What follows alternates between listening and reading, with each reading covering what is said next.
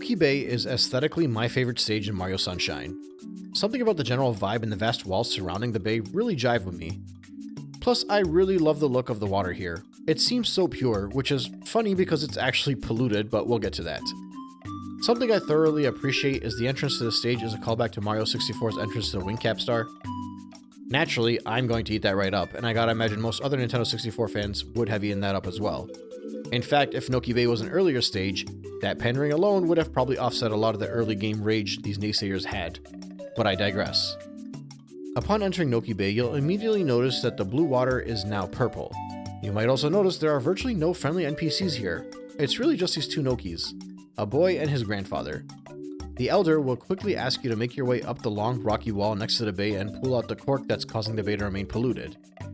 There are these strange looking natural pillars that have platforms you can climb to gain some elevation, bits of problem solving that involve spraying water into the opposite side of a balance scale to rise you up, as well as spraying ancient tablets along the wall to get these strange dramatic shifts and create paths for you to follow along. Keep in mind when you fall down you might land in the polluted water, which is hazardous, so you may lose some health, and might even lose a life. But even if you do survive, you still have to restart your ascension.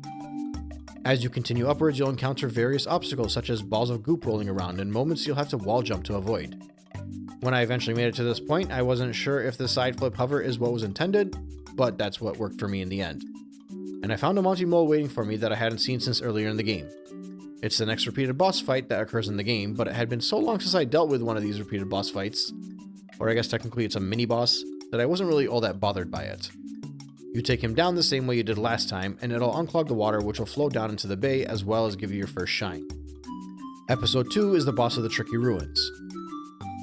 When you once again approach the Elder, he'll mention spraying the ancient tablets on the wall will cause him to shift, in case you didn't figure that out already. And he points you towards where the shine is. You're basically meant to use a combination of wall jumps and hovers and a little bit of problem solving, platforming to advance throughout these indentations in the wall. As you progress upwards, you'll notice more tablets to spray, which will create more indentations in the wall for you to traverse through, and the difficulty of the traversals will uptick ever so slightly. When you make it to the top, it's a gooper blooper boss fight. I'm not gonna lie, this one actually somewhat annoyed me. I hadn't had a repeated boss fight in a while, and while I could forgive the Monty fight since that was only its second appearance, I hadn't seen a blooper since Rico Harbor, which was its only appearance, and over there it appeared twice, which was about as tolerable as I could be. Regardless, by this point it wasn't really a challenge. I quickly took care of the giant squid and was able to access the shine below. Episode 3 is red coins in a bottle. I don't know how people feel about these freefall jetpack style objectives. This one is the easier one in the stage. As you fall downwards, you use your nozzle to gain a bit of elevation to grab red coins, and there's virtually no challenge here. It's actually kind of underwhelmingly easy, and I'd say it might actually be the low point of this stage's otherwise fun platforming shines. I imagine that's because it was meant to prepare you for episode 4, which is a fight against the eel.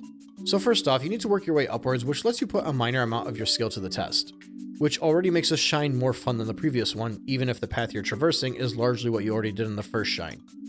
And next, you get to jump down the waterfall that you helped return the flow to by removing the cork on the first shine, and head down into the depths of the bay, where a giant eel awaits you. Luckily, it's a much more goofy looking eel and not nearly as nightmare inducing as that monstrosity we faced in Mario 64. And your mission? Clean its mouth.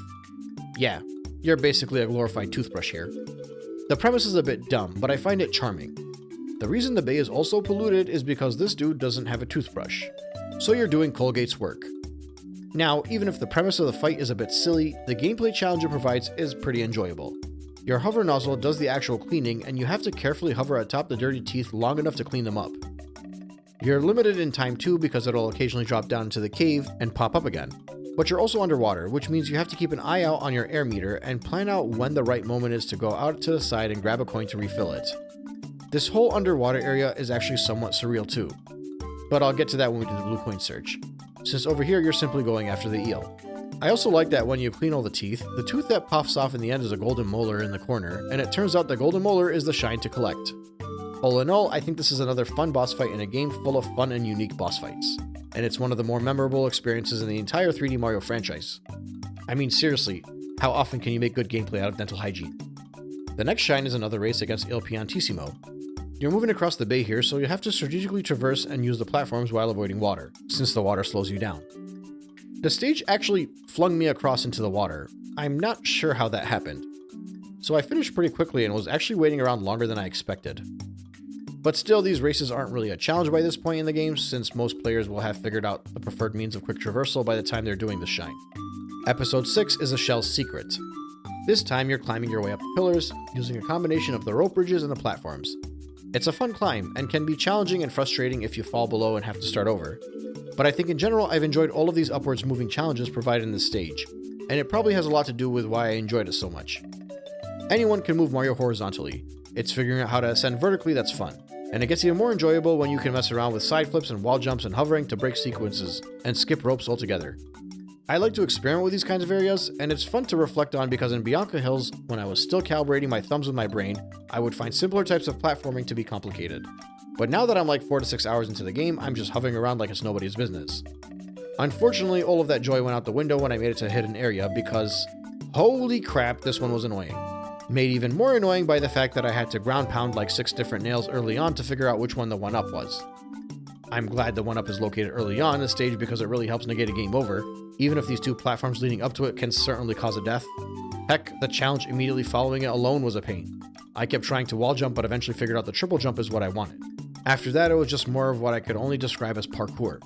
Side flip here, wall jump there, avoid the giant gap, make it to the top, realize you're only halfway there.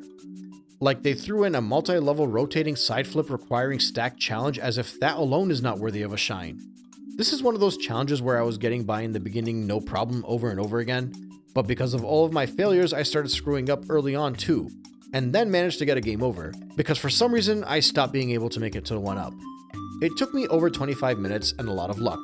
And keep in mind this is later in the game, so I'm better at control now. But it still took me 25 whole minutes. That's how much harder it was than the earlier ones, which I already found to be annoying. Naturally, I still appreciate the challenge and my controller surprisingly lived through it, but my hair didn't. This was yet another shine that led to me wanting to pull my hair out. And once again, it's due to a secret challenge episode. And finally, to close it off, you chase Shadow Mario. Basically up the same route from the first and third shine, so it shouldn't be anything you haven't already figured out and are comfortable with. I did notice him making a few skips in the intended routes, skips that I had actually made prior, and I appreciate that because on a first time playthrough, that would be a nice way for players to learn about the different maneuvers they'll be able to do with Mario through these segments. I also appreciate that this chase took a lot longer than the earlier ones, specifically because of the path that Shadow Mario was running along. And I could see why players might lose sight of him at one point or another.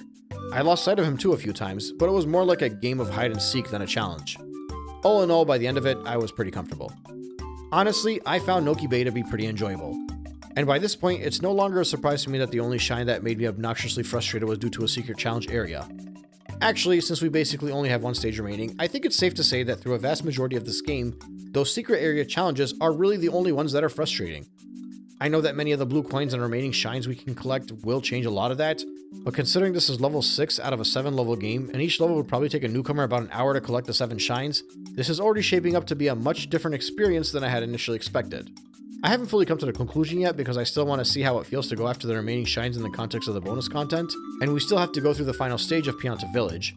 But right now, at minimum, I'm pretty sure I could comfortably recommend to someone reluctant to play Mario Sunshine that they should at least complete the 7 episodes in each stage and try and beat the game with just 50 shines collected.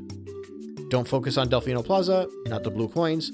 Just consider it a simple, linearly focused adventure, and give yourself an hour or so of grace while you get comfortable with Mario and FLUDD's control.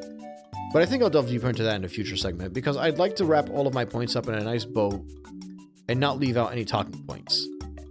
Either way, Noki Bay is up there in the rankings along with Serena Beach and Rico Harbor. I'll probably do my ranks in the next segment after Pianta Village is discussed. We'll continue this discussion over there.